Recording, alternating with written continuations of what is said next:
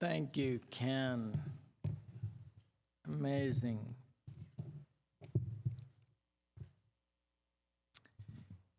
It's the World Cup final. And a man makes his way to the seat right next to the pitch. He sits down, noticing that the seat next to him is empty. He leans over and asks his neighbor if somebody will be sitting there. "No," says the neighbor, "that seat is empty." "That is incredible," said the man. "Who in their right mind would have a seat like this in the final and not use it?" The neighbor says, "Well, actually that seat belongs to me. I was supposed to come with my wife, but she passed away. This is the first World Cup final. We haven't been together since we got married." "Oh, I'm so sorry to hear that. That's terrible. But couldn't you find somebody else, a relative, a friend, or even a neighbor to take the seat?" The man shakes his head and he says, "No, unfortunately, they are all at the funeral."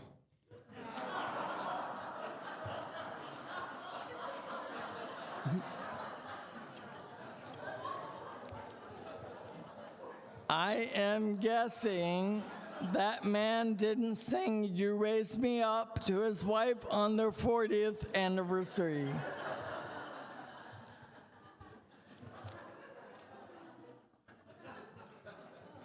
Today, I want to talk about belief and belonging, how our beliefs and beliefs about others and ourselves shape our sense of belonging. I know that belief in the context of religion and certainly Christianity has been mostly centered around theological dogma. Do you believe in heaven? Do you believe in the physical resurrection? Or how about the Virgin Mary? In our biblical story today, what is allowable on the Sabbath?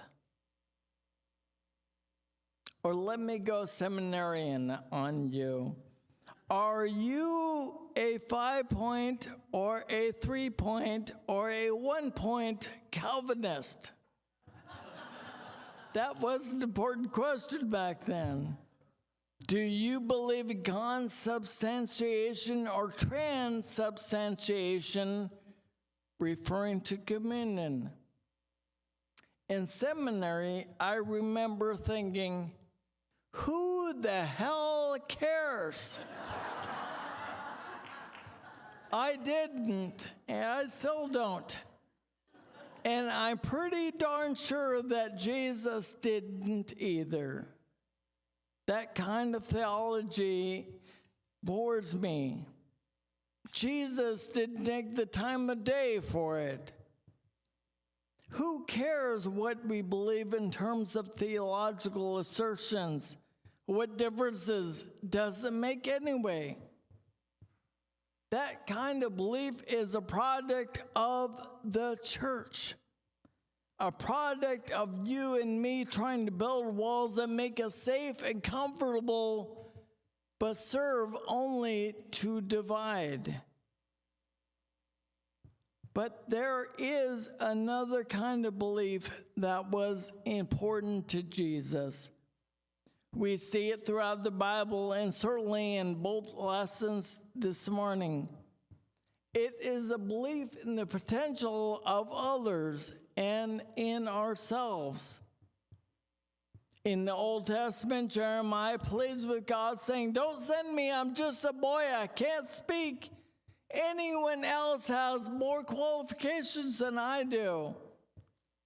All the disclaimers he could muster, and God comes to Jeremiah and says, "No, I choose you.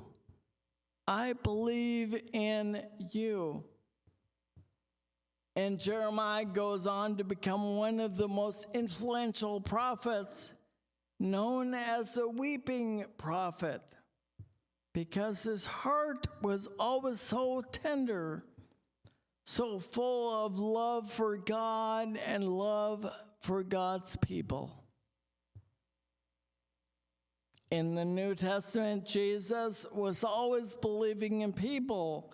Just look at the motley crew of people he called as his disciples. Certainly not the A-team. Just look at Jesus, how he defied the religious rules of the day, always in favor of investing in people's lives. Healing someone was far more important than keeping the Sabbath law. Hospitality had a far greater reward than keeping the house clean for the king's arrival. Believing in others builds a sense of belonging. The 37 of us that went to Puerto Rico last month discovered that truth. It is amazing to go into a culture that spends so little time on thinking, on rulemaking, and trying to have the right answers, and so much time on doing and being and believing and belonging. Even though there were differences, I'm sure, we never discussed theological distinctions. They didn't matter. When we arrived, it was like we were family. Domingo, our driver, and Pastor Evelyn hugged us at the airport and welcomed us like they had known us our whole lives. Everywhere we went in Puerto Rico, people believed in us. We felt like we belonged.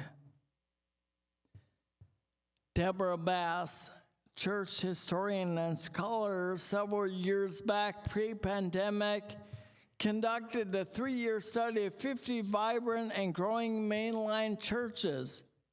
She discovered several commonalities. The churches that are growing today are those that take their practice of hospitality seriously and offer a depth of experience and faith, belief, and belonging. They are the churches that are embedded in a ministry that is well-defined, one that is focused on believing in the potential of all people. They are churches that realize the importance of belonging not only to individuals, but to the wider community. Church experts demonstrate that people are not attracted to gimmicks these days. They want substance and integrity and purpose.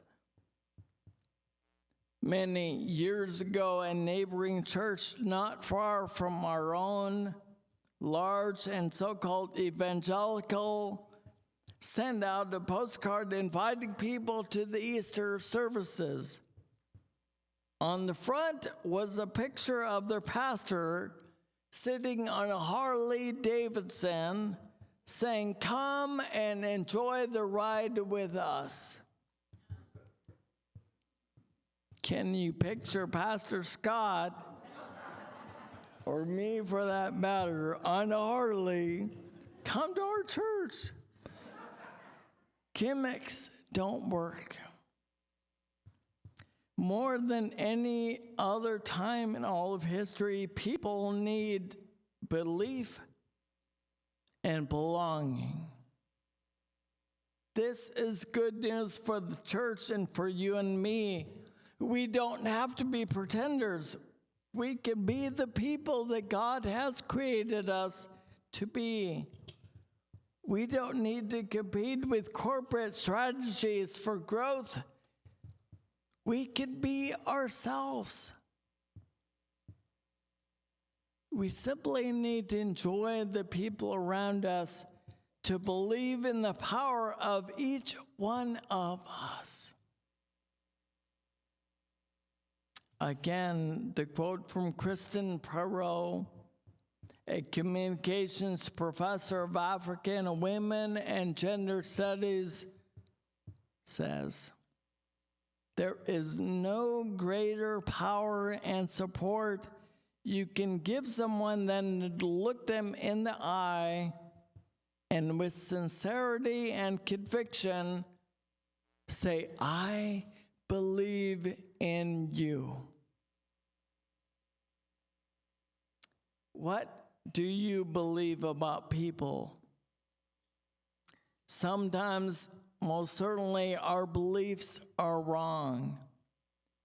We are limited, and we often limit others because of those faulty beliefs. Thomas Edison was told by one of his grade school teachers that he was so dumb and dull that he should clean chimneys for a living.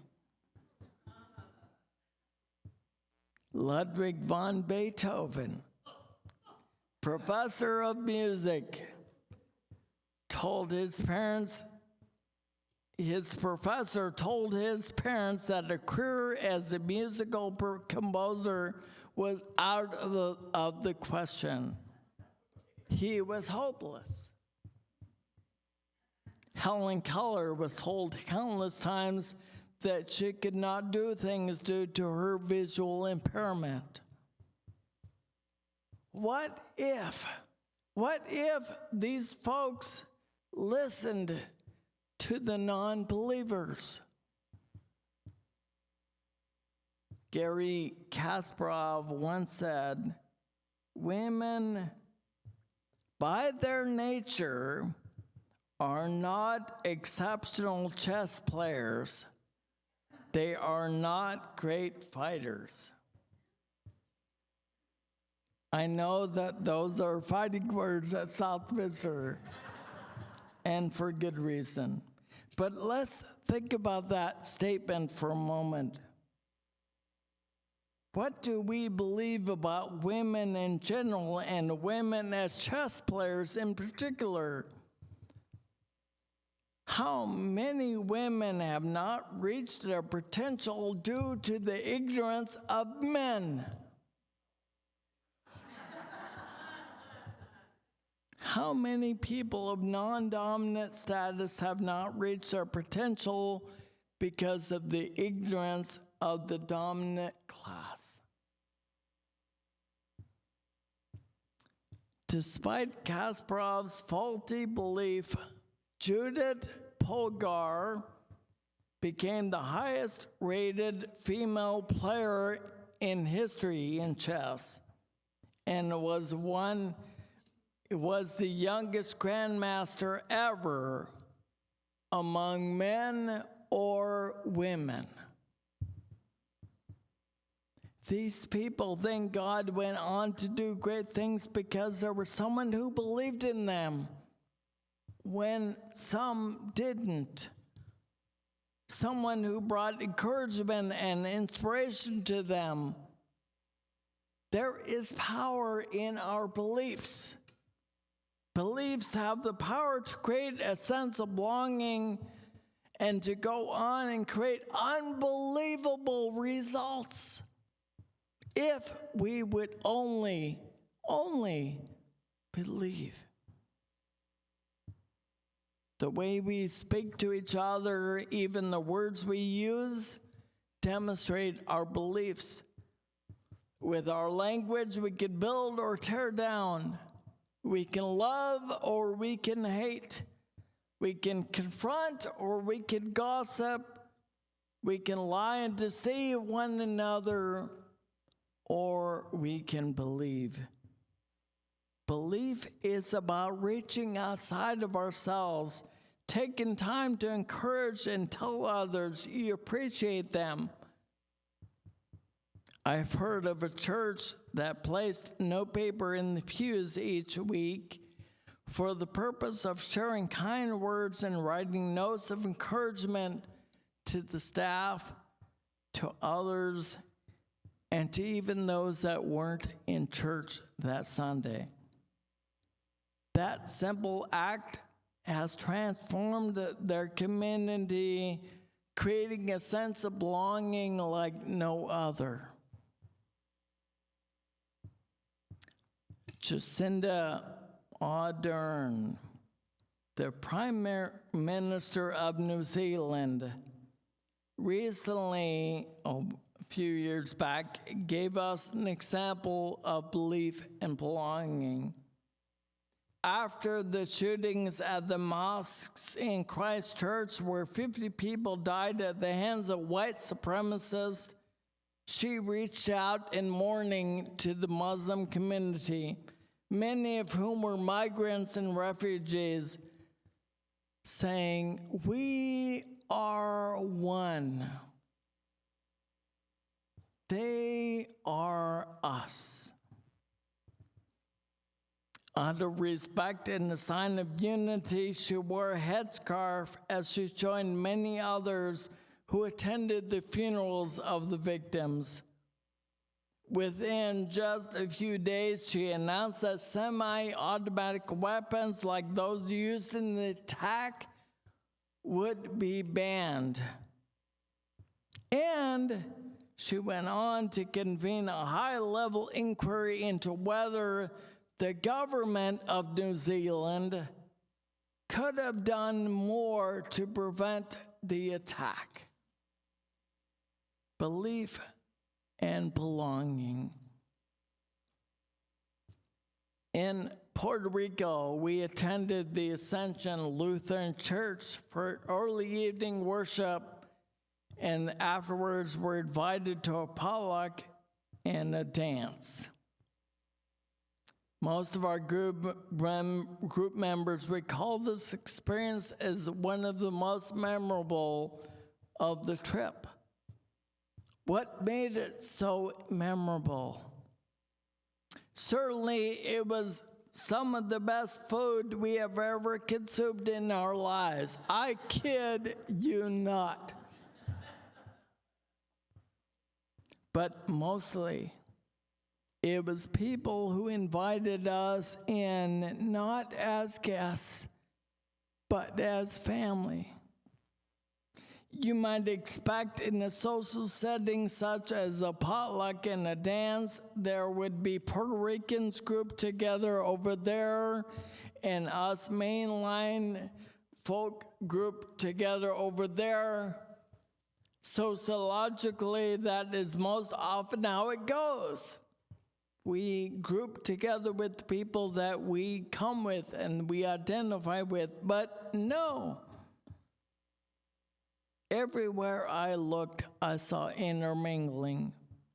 From an outsider, you couldn't tell the difference between Puerto Ricans and those of us from Beaverton and Ireland and wherever. We were all one. Belief and belonging. I want to highlight one way that we might get involved this next year in expressing our beliefs and belonging to the larger community of Washington County. The Washington County Sacred Organizing Cohort is a group that is focused primarily on building relationships and upon community organizing around equity and social justice in our county. You may be aware of some of the organizations that are connected to this venture. 11 Community Land and Housing Coalition, the Interfaith Movement for Immigrant Justice, otherwise known as Emerge, and Together Lab. Some of you may be aware that Cooper Mountain Affordable Housing Project will soon provide residences for over 75 families in Washington County. Our very own Craig Butler has been a huge part of this venture. This low-income housing project is largely the result of the work of this Washington County Collaborative Organizing Cohort.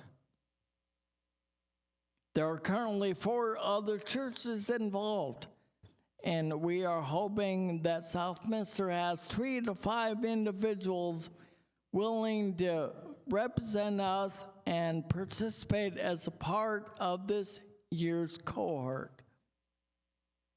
They will meet twice a month for brainstorming and learning about what other churches are doing, collaborating, and providing support to each other. This endeavor is certainly an act of belief and belonging. If you are interested in being a part of this, let me know. I will be hanging around here after worship, or email me and we can talk more. Exciting times. What do you believe? Not about theology. Who cares? What do you believe about people around you? What do you believe about people you have never met? What do you believe about people who are non-dominant and stigmatized? I choose to believe that life is not just a battle between good and evil, or right and wrong, or winners and losers. I choose to believe in individuals.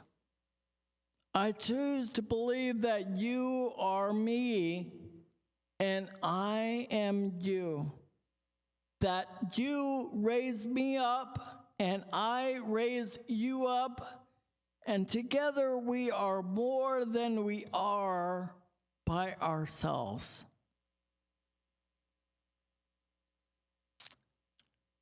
I believe in you. Amen.